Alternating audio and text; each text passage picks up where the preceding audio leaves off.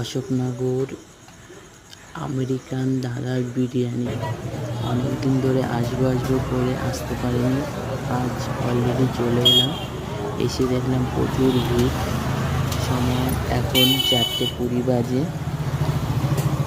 তো লাইনে সবাই দাঁড়িয়ে আছে, জানি না আমি করে লাইন দিতে হবে কিনা। চলো দেখা যাক। আগে তো বিরিয়ানির দোকানে পৌঁছাই। সবার